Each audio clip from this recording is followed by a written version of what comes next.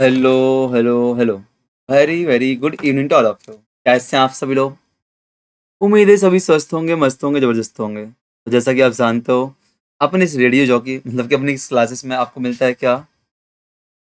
History GRF के लिए classes. अभी आपको पता है पेपर वन की क्लासेस शुरू हो चुकी हैं, जो कि आपके लिए अंजलि मैम के द्वारा निरंतर ली जा रही हैं। और इतिहास क्लास तो आपके लिए बार बार लेके आता हूँ मैं। तो यहाँ पे आपके लिए पता है, जैसे कि हिस्ट्री क्लास आपके लिए कल भी लेके आए थे मैं, और पहले भी आपको सारे पीवाई क्यू करा चुका हूँ क्या? सारे पीवाईक्यू मैं आपको करा चुका हूँ। प्रीवियस क्वेश्चन था 22 तक के। बचे हुए पीवाईक्यू प्रैक्टिस के लिए कराऊंगा मैं। यहाँ पे आपको यूनिट 10 से लेकर 1 तक, यूनिट 1 से लेकर 10 तक की क्लासेस आपके लिए मेरे द्वारा कराई जा रही है हिस्ट्री के लिए। और पेपर वन के लिए आपके लिए हिस्ट्री क्या, पेपर वन के लिए आपके लिए क्लासेस मैम के द्वारा कराई जा रही हैं। ये सारी पीपीडी पीडीएफ की आपको नीड नहीं है, हालांकि आपको चाहिए तो आप टेलीग्राम ग्रुप ज्वाइन कर सकते हैं। जस्ट नाम है आपका डेस्टिनी मेकर, इससे आप ज्वाइन कर सकते हैं। आपको इसको क्लास को लाइक करना है, शेयर करना है, सब्सक्राइब करना है, पता ही आपको। ये अपना यूट्यूब चैनल है, आपकी मेहरबानी से यहाँ तक हम लोग पहुँच चुके हैं। आपको पता है पहला यूट्यूब चैनल अपना बंद हो चुका था, ठीक है ना, बट यहाँ पे कोई दिक्कत नहीं, शुरुआत हमने की है। तो ये सारी चीज़ें हम लोग कल पढ़ चुके थे कि प्राचीन भारतीय इतिहास के स्रोत को शुरुआत किया था। मैंने बोला बड़ी क्लास मिलेगी, बट छोटी क्लास मैंने रखी थी। पहली क्लास थी, आवाज़ चेक करनी थी मुझे, कैसे आपको आवाज़ आ रही है, आप कंफर्ट है कि नहीं है। ये हमने भौतिक विभाजन देखा था भारत का, कैसे भौतिक विभाजन आपका भारत का हुआ है, ठीक ना।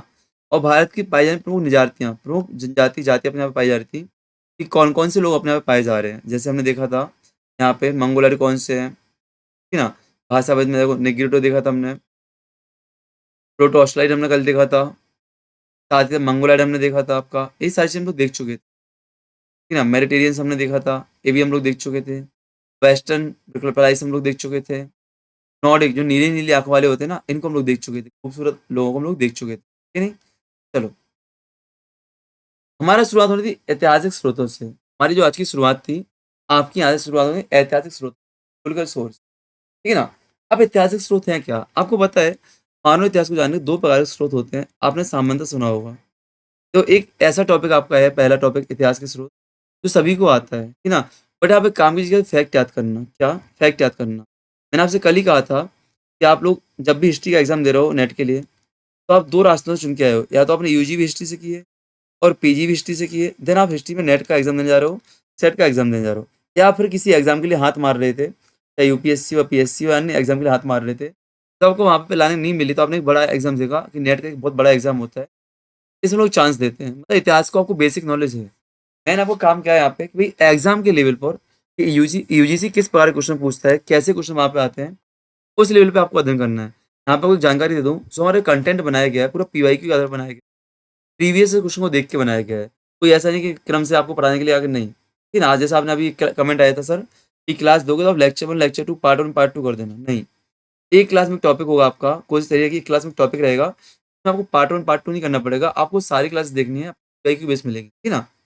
तो ऐतिहासिक स्रोत भाई क्यों आवश्यक होते हैं, हम देखते हैं दो प्रकार के ऐतिहासिक स्रोत होते हैं। एक तो क्या होते हैं आपके, साहित्य होता है, एक पुरातत्व होता है, एक आपका लिटरेचर होता है, एक आपका आर्कोलॉजिकल साइट्स होती है, ठीक है ना। इन दोनों प्रकार से हम लोग क्या इतिहास की जानकारी लेते हैं। और इतिहास क्या भी मानव अतीत को ऐतिहासिक स्रोत जो होते हैं, हिस्ट्री के स्रोत होते हैं, क्यों महत्वपूर्ण है? इसका महत्व क्या भैया? फिर मानव अतीत को संजोए रखना है। जैसे आप बोलोगे कि आपको पिताजी के, माताजी की, गर्लफ्रेंड्स की, बॉयफ्रेंड्स की अपनी जानकारी संजो के रखना है, उनके अतीत को संजो के रखना। आप क्या करोगे? उनकी सामग्री रखोगे नहीं, पुरातात्विक सामग्री रखोगे, उनकी तरह लिखी हुई किताबें रखोगे, कुछ बातों को लिख के रखोगे, है कि नहीं। तो आप अपने जो भी आपके अतीत की जानकारी है वो संजो के रखते हो। प्राचीन भारत का इतिहास मानव सभ्यता के उस काल की जानकारी देता है जब मानव अपने विकास की प्रारंभिक अवस्था में था। क्या हम लोग प्राचीन काल के इतिहास के स्रोत पढ़ रहे हैं? प्राचीन भारत का इतिहास क्या, मानव सभ्यता की उस काल की जानकारी जहाँ पे भैया क्या, ancient history provide knowledge about the period of the human civilisation when man was in the initial stage of development. जब मानव आपका इनिशियल स्टेज में था विकास की, उसकी जानकारी मिलती है, ठीक है। The present of human being is the outcome of gradual evolution. वर्तमान का जो मानव है उसके कैसे विकास हुआ है, विकास का परिणाम है, ठीक है। वर्तमान आज मैं आपसे बात कर पा रहा हूँ, टेक्नोलॉजी यूज कर रहा हूँ, तो एक दिन में नहीं आ गया, मेरे पैदा होती सब कुछ हाथ में नहीं आ गया, धीमे विकास हुआ है, ठीक है ना। कलर लिखता है इतिहास के लिए, क्या लिखता है कि राज तरंगिणी में लेखक कलर ने इतिहास की व्याख्या कुछ प्रकार की है। कैसे की है? इतिहास का निरूपण करने वाला वही इतिहासकार प्रशंसनीय है जो गुणवान हो, जिसकी दृष्टि न्यायाधीश की भांति राग और द्वेष से मुक्त। मतलब कि इतिहास वही अच्छा लिख सकते हैं जो पूर्वाग्रह से ग्रसित ना हो। यदि आप इतिहास पढ़ रहे हो ना, तो आप किस दृष्टिकोण से इतिहास पढ़ रहे हो? किस दृष्टिकोण से आप इतिहास पढ़ रहे हो? कई बार ना मैं उसके बारे में पढ़ूँगा, क्यों? कि उसके बारे में मुझे आता नहीं है। उसकी जानकारी एकत्रित करता रहूँगा, है ना? जैसे मैं बोलूँ, आप कई बार कानून की जानकारी नहीं हो, तो आप कानून पढ़ते हो, क्यों? जब आप पे कोई केस चल रहा होता है, तो आप उस कानून के लिए पढ़ते हो, भैया हमें इस कानून की जानकारी लेना केस के हिसाब से। क्या करते हैं भैया? उस केस के अकॉर्डिंग ही पढ़ते हैं कि नहीं? तो ऐसे इतिहास है, इतिहास आप पढ़ो ना, कभी भी आप लोग पूर्वाग्रह से मत पढ़ो, राग द्वेष से मुक्त हो। ना आप हिंदू देखो, ना मुस्लिम देखो, ना कोई व्यक्ति समाज को देखो। आप अपने हिसाब से इतिहास पढ़ो, तभी इतिहास आपका मायने करता है ना? कौन बोलता है ऐसा? आपके कलहड़ महोदय पूछते हैं, ये आपका पीवाईक्यू है, ये परिभाषा इतिहास की किसने दी है भैया? किसने दी है? कलहड़ महोदय ने दी है, राष्ट्ररंग की रचयिता कलहड़, ठीक है ना? चलो, यहाँ पे एक चीज़ आपको दिख रही होगी, सारा कंटेंट चाहे पेपर 1 का हो, चाहे पेपर 2 का हो, आपके लिए बाइलैंग्वेज दे रहे हैं। क्या? हिंदी प्लस इंग्लिश में दे रहे हैं, मतलब एक ही क्लास में आपकी दोनों चीज़ें कवर हो रही हैं, सारी सुविधाएँ आपको मिल रही हैं, हिंदी भी और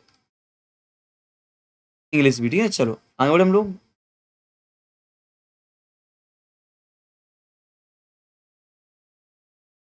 चलो, अब भारतीय इतिहास की वैज्ञानिक पद्धतियाँ।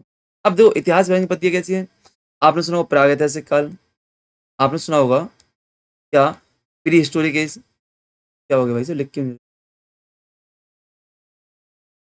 क्या आपने सुना प्री हिस्टोरिक सुना होगा, आपने प्रोटो हिस्टोरिक एज सुना होगा, आपने हिस्टोरिक एज सुना होगा। बात करते हैं भैया ऐतिहासिक काल है क्या?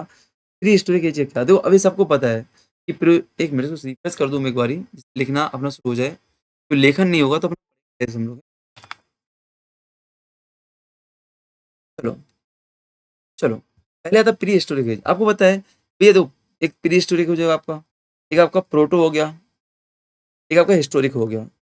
3 टाइप का आपका इतिहास होता है, 3 प्रकार का हमने इतिहास को डिवाइड किया है 3 कालों में। आपको जो प्री हिस्टोरिक एज होता है क्या होता है? तो आपका प्री हिस्टोरिक एज क्या है? यहाँ पे देखो ना कोई लिखित साक्ष्य मिले हैं, मतलब यहाँ पे कोई लिटरेचर वाले आपके एविडेंस नहीं है, यहाँ पे लिटरेचर एविडेंस नहीं है आपके, यहाँ पे रिटन एविडेंस एक भी नहीं है, नो रिटन रिकॉर्ड्स, ठीक है ना? यहाँ पे केवल आपको आर्कोलॉजिकल एविडेंस ही आपको प्राप्त होते हैं, ठीक है ना? Evidence are only archaeological in nature, ठीक है ना? दूसरा, प्रोटोस्टोक में क्या होता है? प्रोटोस्टोक में आपके रिकॉर्ड, आपको रिटन रिकॉर्ड तो मिलते हैं, आपको रिटन रिकॉर्ड्स तो आपको मिलते हैं, लेकिन दिक्कत क्या है, उनको हम लोग क्या पढ़ नहीं सके, रीडेबल नहीं, वो पढ़े नहीं है आज तक, ठीक है ना? देख रहे हैं ना, written record exist but they can not be described, आप इसको पढ़ ही नहीं पाए अभी तक, ठीक है ना? जैसे हड़प्पा सभ्यता, लिखी हुई चीज मिलती है, वैदिक काल में लिखी हुई चीज, पर उनको पढ़ नहीं पाए हैं, ठीक है ना?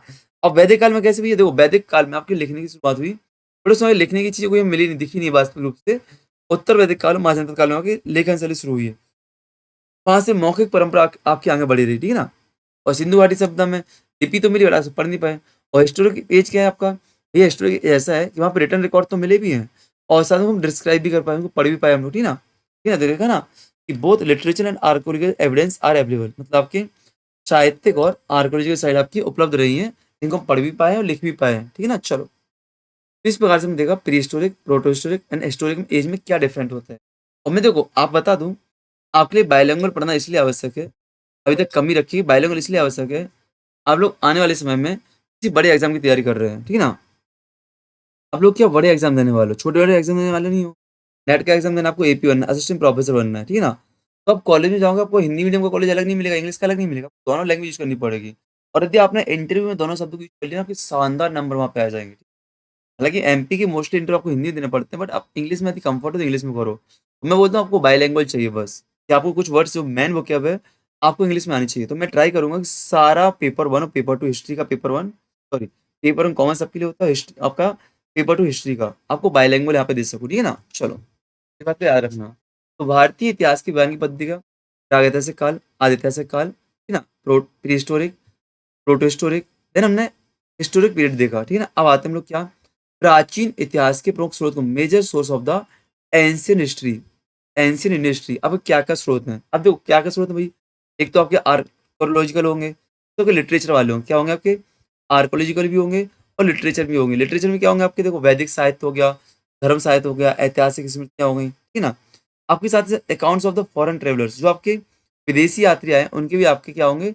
आपके लेखन शैलियाँ होंगी, लेखन होंगे, क्योंकि हमें क्या, प्राचीन भारत की जानकारी देती होंगी। अब इनको हम लोग डिटेल में पढ़ेंगे कि आर्कोलॉजी में शिलालेख क्या है, सिक्के क्या है, स्तूप क्या है, मूर्ति क्या है, मिट्टी बर्तन। आपको याद होगा लास्ट टाइम जब मैंने आपको पढ़ाया था मैं लास्ट टाइम की पीपीटी लेके क्यों नहीं आया? जो लास्ट टाइम पीपीटी थी, जो पेड क्लास में आपको पढ़ाई थी, क्यों लेके नहीं आया? इसलिए लेके नहीं आया मैं, उसमें से हिंदी में लिखा हुआ है। वो बाइलिंगुअल नहीं है कि नहीं? बट यहाँ पे आपको बाइलिंगुअल मुझे कराना था, इसलिए मैंने इसको इस तरह से लिखा है।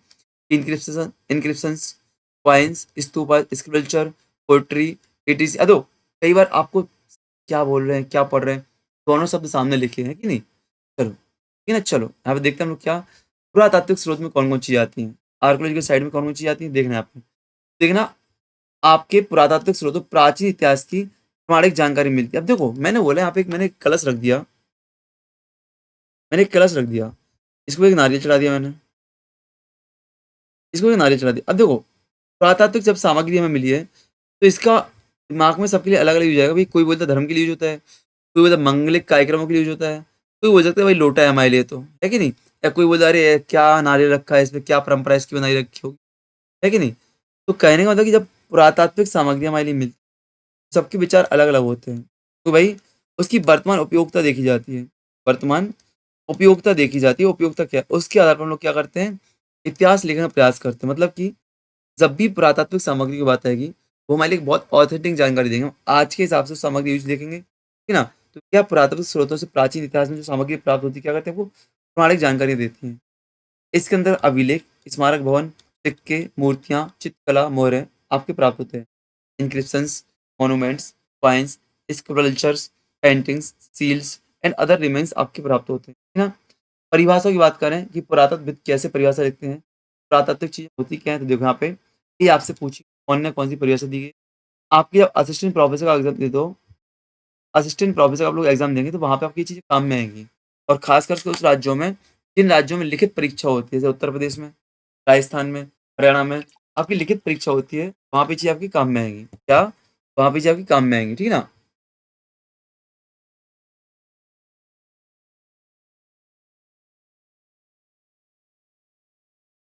अब भाई साहब, सर मॉर्टिमर व्हीलर क्या बोलते हैं?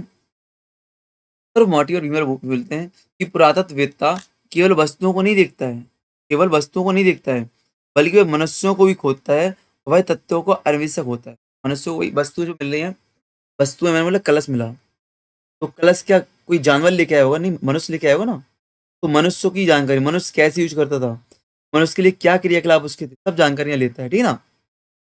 मनुष्य के लिए एक बीड़ी मिल रही है, सिगार मिल रही है, मान लो पिस्टल मिल रही है, की क्या उपयोगिता है, ठीक है ना? एक टॉर्च मिल रही है, टॉर्च की क्या उपयोगिता है? मतलब मनुष्य कैसे काम करता है, मनुष्य का जीवन किस तरीके से। तो पुरातत्ववेत्ता वस्तुओं के माध्यम से क्या, आपके वस्तुओं के माध्यम से, मैंने क्या बोला कि भैया पुरातत्व क्या वस्तुओं को नहीं, इंसानों को खोदता है। कैसे भई, कैसे सामग्री यूज़ कर रहे हो? जैसे मैंने आपको क्या, आपने गर्लफ्रेंड बॉयफ्रेंड बनाए होंगे, है कि नहीं? तो आपने क्या बोलते हो, आप गिफ्ट किसी को देने जा रहे हो, कुछ ऐसी सामग्री दो जो उसके उपयोग की होगी। क्या? जो उसके उपयोग की सामग्री होगी। तो ये कोई वस्तु मिलेगी तो उसको उपयोगिता के आधार पर हम निर्धारित कर सकते हैं ना, कि उस समय में मनुष्य कैसा था? क्या उपयोग कर रहा था सामग्रियों को? कैसे यूज़ कर रहा था? लाइफ़स्टाइल कैसी थी? यूज़ कर सकते हैं हम लोग। ठीक है, ऐसे गॉर्डन चाइल्ड महोदय क्या बोलते हैं? भौतिक अवशेषों के माध्यम से मानव क्रियाकलापों का ज्ञान ही पुरातत्व है। ना? Archaeology is the study of human activities through materials remains. समझ में आ रहा है ना? तो ये भौतिक अवशेषों के माध्यम से मानव के क्रियाकलाप कैसे थे? उसका अध्ययन किया भैया, क्या है? पुरातत्व आर्कियोलॉजी है। पीवी लाल क्या बोलते हैं? कि पुरातत्व विज्ञान की वह शाखा है, तो अतीत की मानव संस्कृति को व्याख्यात करता है। पीवी लाल क्या बोलते हैं? Archaeology is the branch of the science which interprets past human cultures. तो अतीत की मानव संस्कृति की व्याख्या करती है, ठीक है ना? चलो, ठीक। अब ये पुरातत्व सामग्री कैसे खोज करते हैं? आपके देखो थोड़े-थोड़े पॉइंट लिखे होंगे, अन्वेषण आपकी सिलेबस में अन्वेषण लिखा होगा, ठीक है ना? उत्खनन लिखा होगा क्या होता है? उत्खनन कितने प्रकार का होता है वो देखेंगे यहाँ पे हम लोग, ठीक है ना? ठीक है? चलो, तो क्या होता है वही सब देखते हैं हम लोग। क्या होता है? अन्वेषण क्या होता है? अन्वेषण क्या होता है? अन्वेषण, अब देखो होता क्या है, जैसे मैं रास्ते में घूम रहा हूँ, सुनना, मैं रास्ते में घूम रहा हूँ, मुझे कहीं पे ₹5 डले मिले। मुझे क्या? ये ₹5 पड़े मिले, तो मैं क्या करूँ, अरे थोड़ा और खोजूँ, और मिल जाए मेरे रुपए। क्या? और रुपए मिल जाएँ, ₹5 और मिल गए मुझे, ₹5 और मिल गए, मतलब मैं ऐसे खोज रहा हूँ, तो इससे अनुमान लगा सकते हो भैया यहाँ पे क्या मिलते हैं? रुपए मिलते हैं। जैसे कहीं पे आप खुदाई कर रहे हो, अरे आपको मिलता है थोड़ा सोना मिलता है। थोड़ा और आपने खुदाई किया, आपको सोना, अरे और मिल गया, मतलब आप वहाँ पे क्या खोज कर ली। यहाँ पे सोने की खोज है। ऐसे ही क्या, जो पुरातत्वविद होते हैं, इतिहासकार होते हैं, जो पुरातत्वविद होते हैं, पूरा इस तरह की पहचान करते हैं, एक्सप्लोरेशन करते हैं, ठीक है?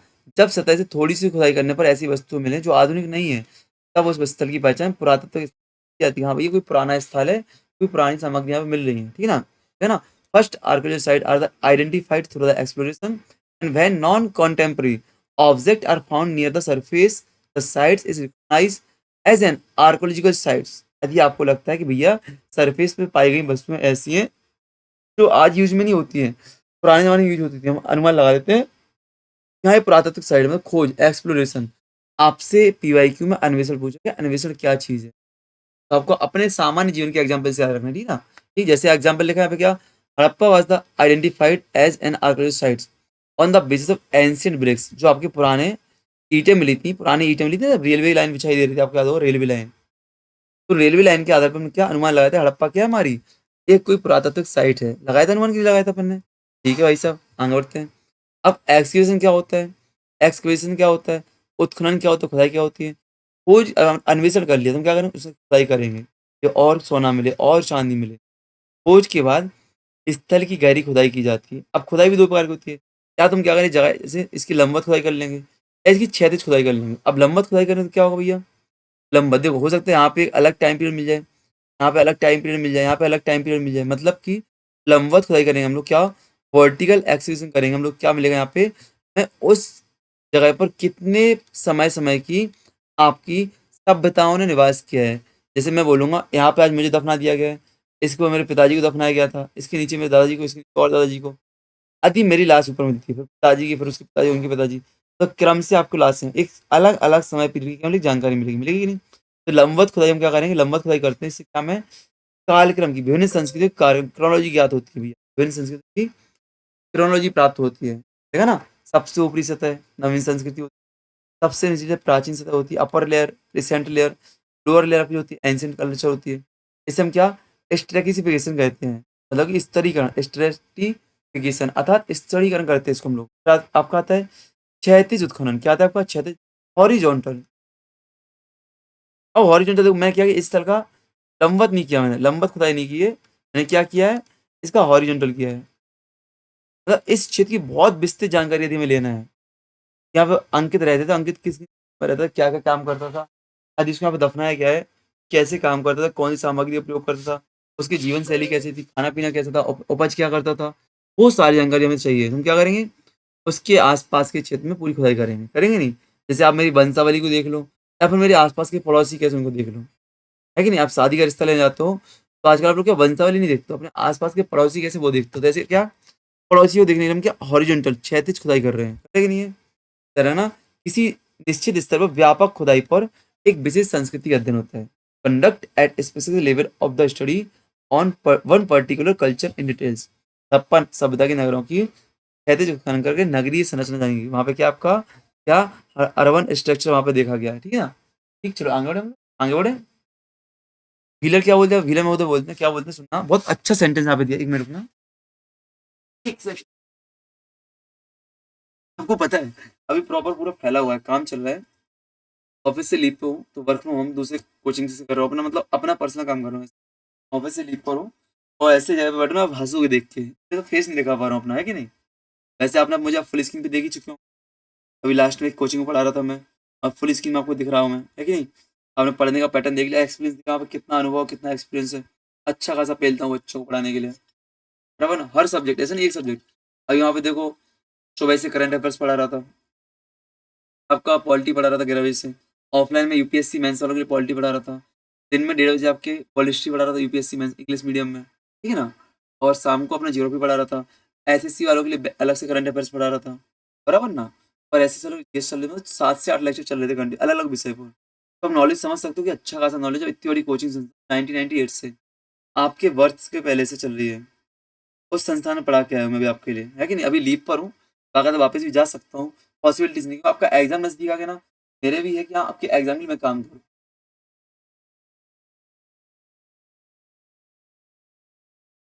यहाँ पे देखो ऐसा विलियम हो, तो क्या शानदार लाइन बोलते हैं इसके लिए कि लंबवत उत्खनन क्या है, यहाँ पे लिखा है कि लंबवत उत्खनन रेलगाड़ी के बिना रेल समय सारणी है, और क्या लंबवत, जो अपन लंबवत कर रहे थे, लंबवत उत्खनन क्या है, रेलगाड़ी पे, रेलगाड़ी नहीं पता किस काल की हम बात कर रहे हैं, किसकी बात कर रहे हैं, कौन सी सभ्यता की बात कर रहे हैं, कौन से हम लोग वैदिक संस्कृति की बात कर रहे हैं, किसकी बात कर रहे हैं, नहीं पता है क्या, बिना रेल, कोई रेलगाड़ी पता है किस रेलगाड़ी की बात है, बस क्या करें टाइम पीरियड इसका है, इसका है, इसका है, इसका है, इसका समय सारणी निकाल रहे हैं। और वही क्षैतिज, जो अपना क्षैतिज उत्तोलन था इसमें क्या बोल रहे हैं भैया, समय सारणी के बिना रेलगाड़ी है, मतलब कोई टाइम नहीं है, किस टाइम की पता नहीं अपना, किस टाइम का पता नहीं है ना, इसके नीचे कौन सी कंपेयर, इसके ऊपर कौन सी नहीं कर पा रहा कंपेयर, लेकिन क्या भैया ये सेंटेंस आपसे पीछे पूछा गया पीवाईक्यू में।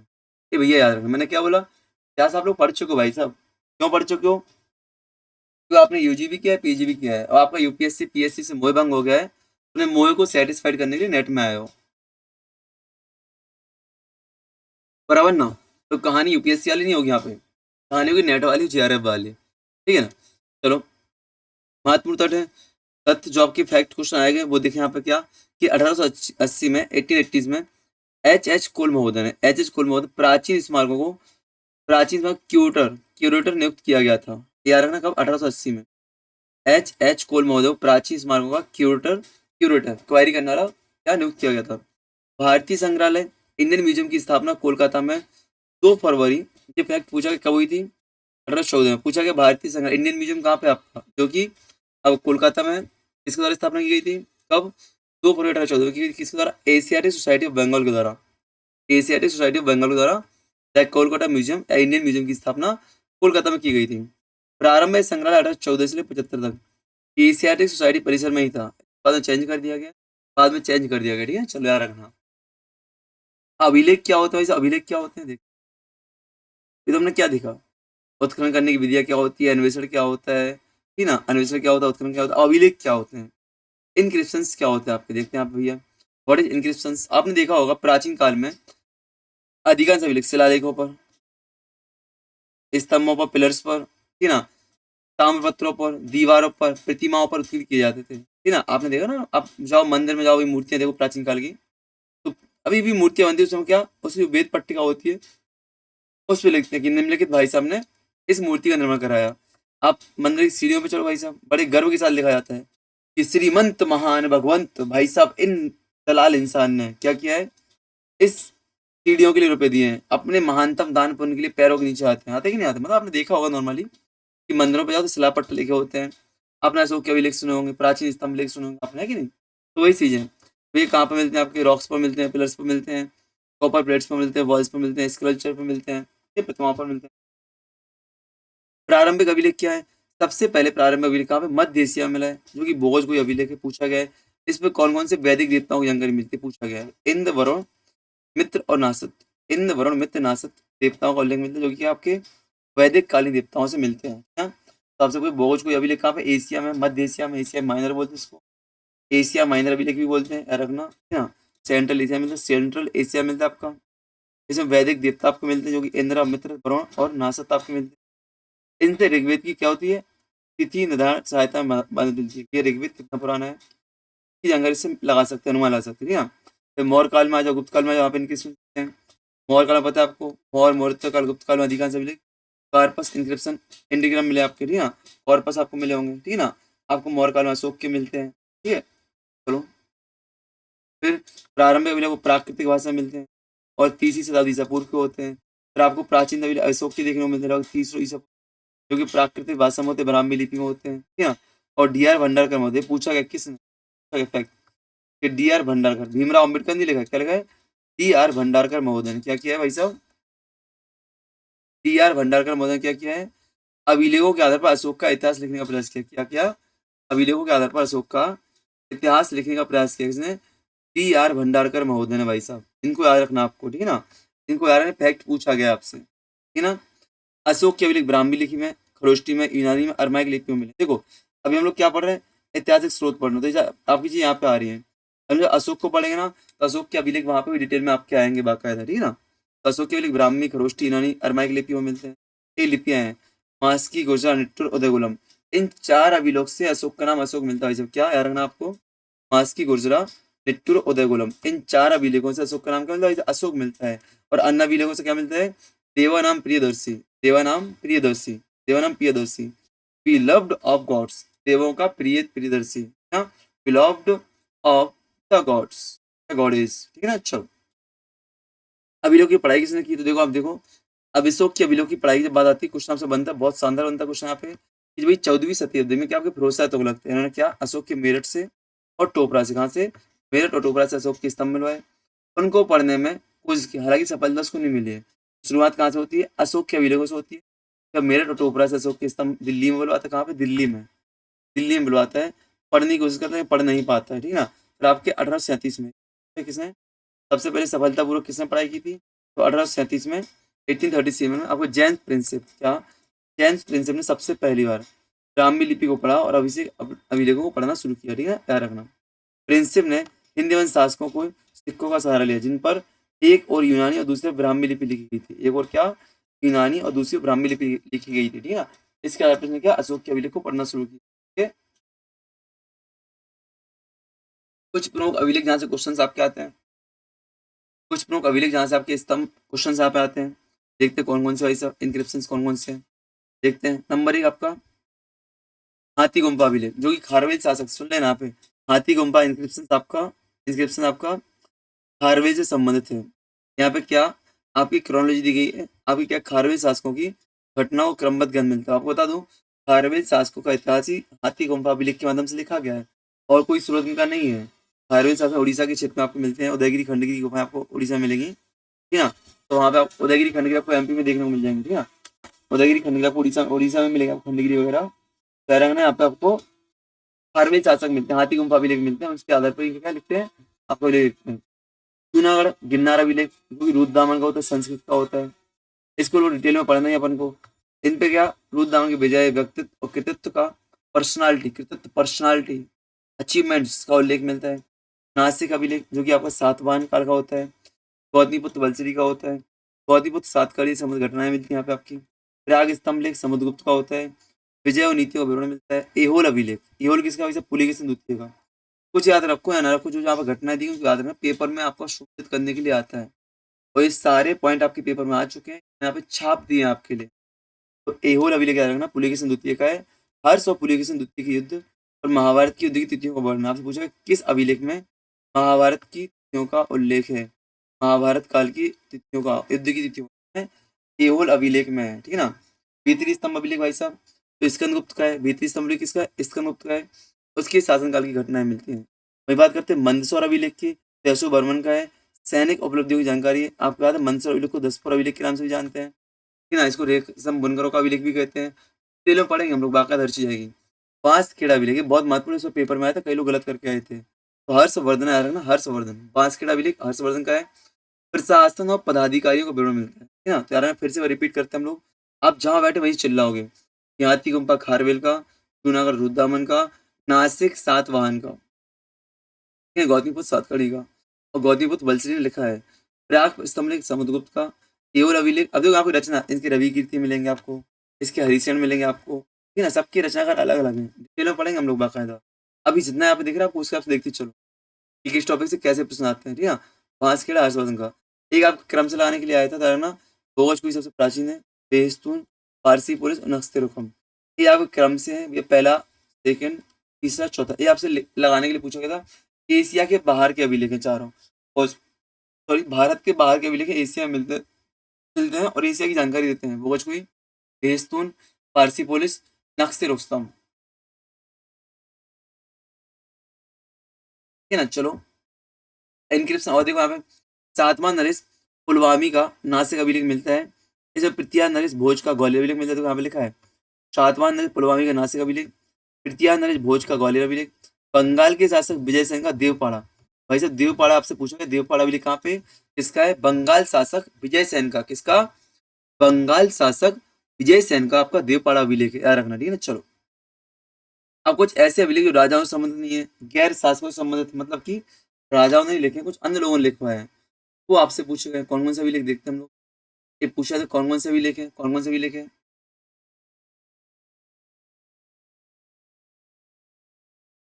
तो कौन कौन से अभिलेख है भाई साहब, उनको देखना पड़ेगा आपको, महत्व हो जाते हैं यहाँ पे, ठीक है ना। जो कि तो सातवाहन नरेश पुलवामी का नासिक अभिलेख, तृतीय नरेश भोज का ग्वालियर अभिलेख, ग्वालियर अभिलेख किसका है? तृतीय नरेश भोज का है, ठीक है ना। अरे भोज, अब भोज से आप लोग धार याद मत कर लेना यहाँ पे, धार में तो ही, बट तृतीय नरेश भोज आपको देख रहे कहाँ पे? ग्वालियर अभिलेख मिल रहा है। बंगाल की तरफ से विजय सिंह का देवपाड़ा अभिलेख आपको याद रखना पड़ेगा। गैर शासकीय अभिलेख देखो, गैर शासकीय अभिलेख कौन कौन से भाई साहब,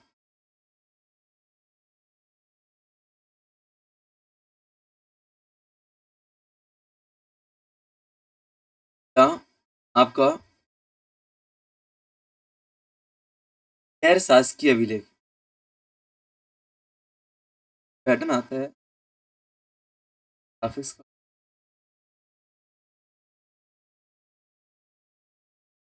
फिर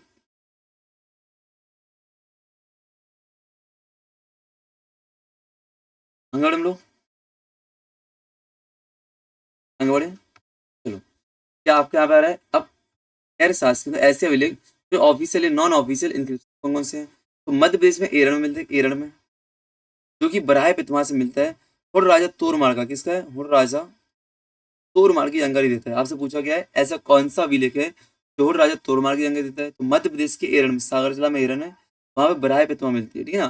फ्रॉम द एमपी एरन, एरन मिर्जापुर सुना होगा आपने।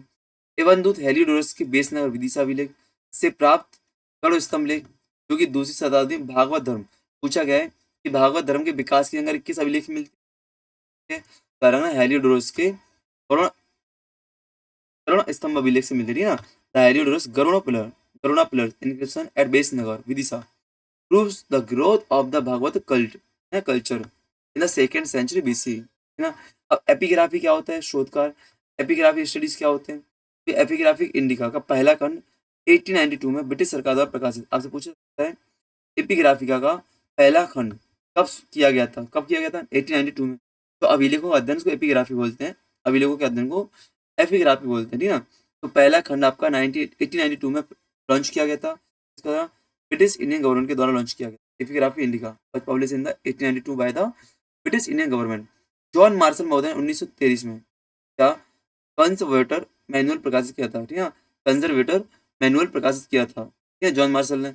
अलेक्जेंडर कनिंघम ने अशोक की शिलालेख को अध्ययन कब किया? 1877 में। ये आ रहा है ना, अलेक्जेंडर कनिंघम की बात कर रहे हैं यहाँ पे, अलेक्जेंडर कनिंघम की बात कर रहा है, जेम्स प्रिंसिप की बात नहीं कर रहा है। जेम्स प्रिंसिप पहले पढ़ा था 1837 में, और अलेक्जेंडर कनिंघम ने अशोक की शिलालेख को अध्ययन किया था, और 1877 में क्या 1876 में अपना संकलन पूछा गया है। इस संकलन किसके नाम से? एपिग्राफी का भैया। अभिलेखों के अध्ययन को एपिग्राफी कहते हैं। The study of the inscription is known as epigraphy. इसको आपको याद करना पड़ेगा, इसको आपको याद करना पड़ेगा वर्ड्स। लेकिन अब स्मारक भवन, आज हम लोग क्या करेंगे, जितनी भी आर्कोलॉजी साइड होती है, पुरातात्विक जितनी साइड होती है आपके, पूरे अध्ययन कर ले हम लोग। क्या जो भी आपकी पुरातात्विक साइट्स होती हैं उनको अध्ययन कर ले हम लोग। क्या कल हम लोग साहित्य के स्रोत देख लेंगे। साहित्य के स्रोत फैक्ट बहुत होते हैं आपके यार, ना बहुत फैक्ट होते हैं, ठीक है ना। चलो, तो स्मारक और मॉन्यूमेंट्स क्या है आपके, देखते हैं। स्मारक और भवन उस समय के लोगों की धार्मिकता और आध्यात्मिकता का ज्ञान कराते हैं। कैसे कराते हैं भैया? यदि मैंने बोला कोई मंदिर मिल रहा है, धर्म से संबंध हो सकता है। यदि कोई मंदिर नहीं मिल रहा है, ऐसी साधारण भवन मिल रहा है, रहने योग्य मिल रहा है, रहने योग्य भवन हो सकता है कि नहीं। अब जैसी आकृति मिलेगी वैसी जानकारी मिलेगी।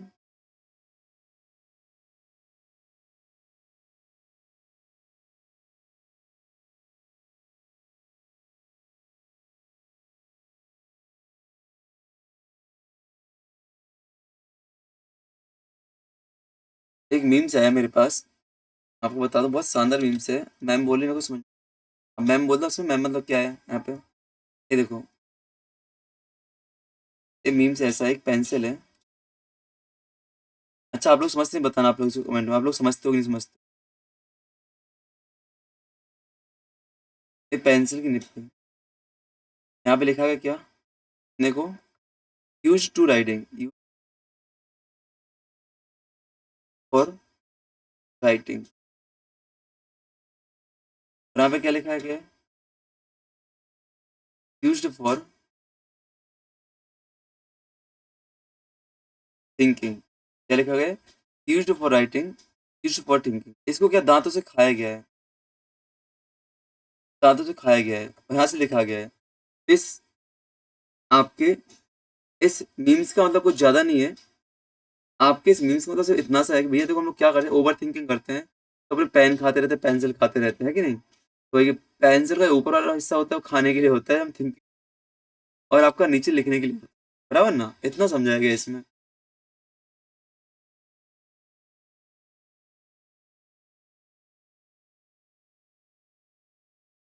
चलो याद रखना इसको, ठीक है ना। अब तो यहाँ पे आगे बढ़ते हैं, हम लोग आगे बढ़ते हैं। तो स्मारक में क्या क्या मिलता है, क्या बोला कि monuments and building reflected to spiritual and the religious beliefs of the people of that era. जैसे कि हड़प्पा और मोहनजोदड़ो खुदाई से 500 5500 वर्ष 5500 वर्ष पुरानी शैनदो शब्द का ज्ञान हुआ। और नवीन शोध के अनुसार शब्द 8000 वर्ष पुरानी है। याद रखना आपको। अतरंजी खेड़ा से खुदाई होती है, वहां पे लोहा मिलता है। मैं लिख भैया खुदाई में क्या भारत में लोहे का प्रयोग कहाँ पे होता है? अतरंजी खेड़ा में। 1000 वर्ष पहले शुरू हो गया था। प्राचीन भारत की बड़ी संख्या में मंदिरों का निर्माण हुआ है। इनके अवशेष पूरे देश में बिखरे हुए हैं। इससे हमें क्या पता चलता है कि प्राचीन काल से मंदिरों का अस्तित्व रहा है अपने यहाँ पे। महलों और मंदिरों की शैली वास्तुकला के विकास की जानकारी मिलती है। किसकी? आप क्या रखना, numerous temples were build in ancient India. यहाँ पे क्या आपके आर्किटेक्चर, वास्तुकला, आर्किटेक्चर की डेवलपमेंट की जानकारी मिलती है। किससे? आपके मंदिरों और महलों की विकास से। ठीक है। और पाटलिपुत्र में खुदाई में देखो क्या मिला है? चंद्रगुप्त मौर्य के काल का लकड़ी के अवशेष मिले। जब पाटलिपुत्र की खुदाई की गई तो वहां पे चंद्रगुप्त मौर्य के टाइम क्या खुदाई के अवशेष मिले हैं। कौशाम्बी से महाराजा उदयन के राजप्रसाद प्राप्त हुआ है। और घोषिताराम बिहार के अवशेष मिले हैं। ये पूछा गया भैया कि चंद्रगुप्त मौर्य के लकड़ी के अवशेष कहाँ मिले हैं? चंद्रगुप्त मौर्य के महल के लकड़ी के अवशेष कहाँ मिले? ये पाटलिपुत्र, कहाँ से? पाटलिपुत्र से मिले हैं।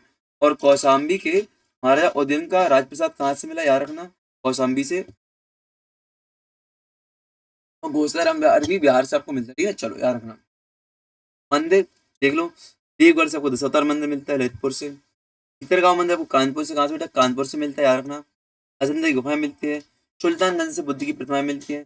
ये सभी बुद्ध और हिंदू, ये सभी हिंदू और बौद्ध कला और सभ्यता के उत्कर्ष को दर्शाते हैं। याद रखना, मैं फिर से बोल रहा हूँ, यहाँ पर डिटेल में लोग नहीं जा रहा अभी। अभी समय क्या तो आपके पुरातात्विक स्रोत परिचित करवा रहे, कैसे इतिहास की जानकारी देते हैं।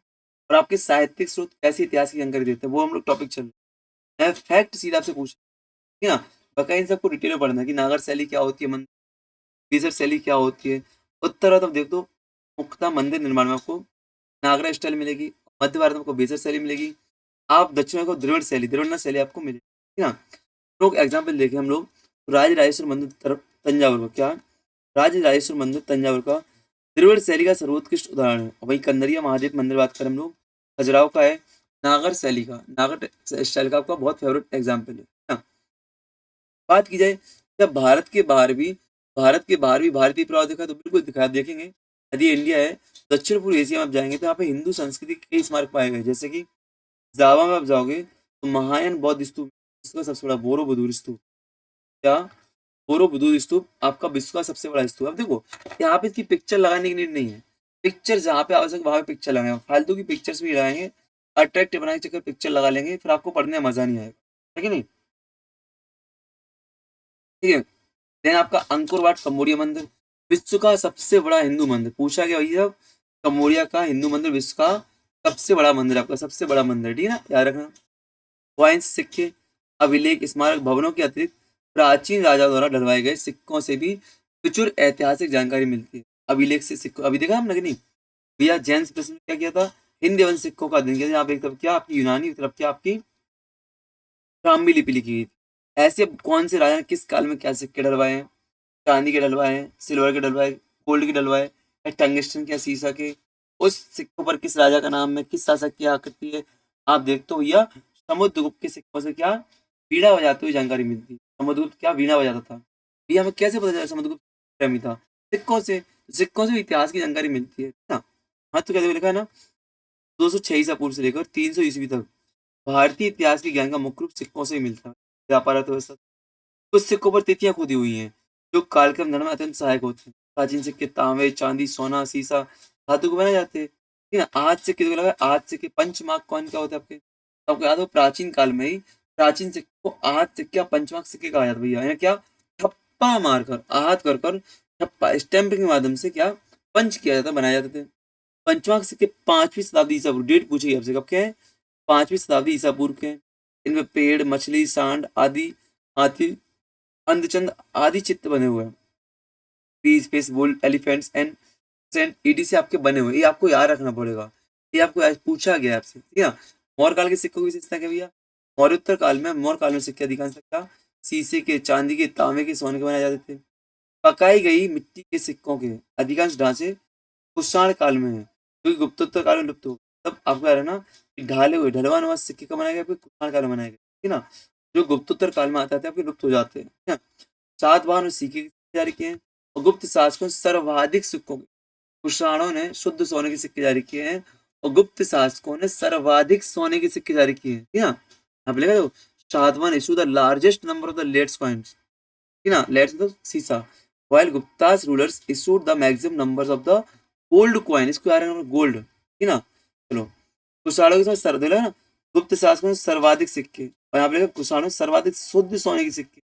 ये अंतर आपको याद रखना है, और मैं सिर्फ इतना बता रहा हूँ, देखो आप लोग फिर से बोल रहा हूँ, आप जब नेट के लिए बैठो आप बहुत सारी चीजें पढ़ चुके हो, तो आपको टू द पॉइंट आपको एग्जाम ओरिएंटेड कंटेंट चाहिए, वो आपको यहाँ पे दिखाई दे रहा है, ठीक है। परंतु सर्वाधिक संख्या में सोने के सिक्के कहाँ पे गुप्त काल में डाले गए। विशिष्ट तत्वों की बात करें, स्पेशल फीचर आपके, तो भारत में सर्वप्रथम सिक्कों पर लेख अंकित करने का किसने, यवनों ने किया था, हिंद यवन शासकों ने किया, ध्यान रखना। इंडो ग्रीक शासक फर्स्ट थे जिन्होंने क्या, आपके सिक्कों पर राइटिंग शुरू की थी, लिखा था, राइटिंग शुरू की थी ना। यूनानी शासकों ने सिक्कों पर लेख और तिथियां उत्कीर्ण कराई थी। इन सिक्कों के आधार पर कई राजवंशों विशेषकर हिंदू वंश शासकों का इतिहास लिखा गया है, ठीक है ना। समुद्रगुप्त के कुछ सिक्के महत्वपूर्ण हैं, पूछे गए भैया, पूछे गए हैं। कुछ सिक्कों पर यूप स्तंभ बना हुआ है, क्या यूपा, यूपा स्क्रिप्ट बना हुआ है, बताओ इसमें क्या यज्ञ का प्रतीक है। कुछ सिक्कों पर अश्वमेघ, आपको पता है समुद्रगुप्त की जानकारी भैया, वीणा बजाते हुए दिखाया गया सिक्कों पर, समुद्रगुप्त ने अश्वमेघ यज्ञ कराया था, सिक्कों से जानकारी मिलती है, ठीक है। ये जानकारी सिक्कों से ही मिलती है, हमने पहले देख लिया। शुरुआती दौर में 300 ईस्वी तक का, 200 ईसा पूर्व से लेकर 300 ईस्वी तक का इतिहास आपका सिक्कों के आधार पर ही लिखा गया है। कुछ सिक्कों का समुद्रगुप्त पर जो है ना, कुछ सिक्कों पर समुद्रगुप्त वीणा बजाते हुए दिखाया गया है, ठीक है ना, प्लेइंग द वीणास। इससे सिद्ध होता है कि समुद्रगुप्त का संगीत प्रेमी था, ठीक है। चलो, निष्कर्ष, सिक्कों से हमें शासक की आर्थिक स्थिति या अर्थव्यवस्था कैसी थी, तो धर्म किस तरफ था, कला संस्कृति और व्यापारिक गतिविधियों की जानकारी मिलती है, ठीक है ना। सिक्कों के अंदर क्या कहते हैं, सिक्कों के अंदर को न्यूमरेटिक्स कहते हैं, न्यूमेस्टिक्स कहते हैं, न्यूमेस्टिक्स कहते हैं, the study of the coins is called numismatics, इसको याद करना पड़ेगा आपको। अब मूर्तियां भैया, मूर्तियां भी पुरातत्व में आती हैं, मूर्तियां भी क्या आती है, पुरातत्व में आती हैं, कैसे आती है देखते हैं हम लोग। प्राचीन काल में देखते हैं बहुत बड़ी बड़ी मूर्ति का लगा कब, कुषाण काल से आरंभ हुआ था। इन पर शुरुआत में क्या, विदेशी कला दिखाई देते हैं, कुषाण काली मूर्ति देखते हो ना, आप देखो भारत के उत्तर पश्चिम क्षेत्र में आपको मूर्ति दिखेगी, इनमें आपको विदेशी प्रभाव दिखेगा। यहाँ पे मथुरा में आपको देसी देखा, जबकि मथुरा में आपको पूर्णतः देसी मूर्तियां मिलेंगी। भरतूत, बौद्ध गया, सांची, अमरावती, आप अलग अलग जाओ, वहां पे मूर्तियों में आपको जन साधारण जीवन की झलक दिख जाएगी भैया।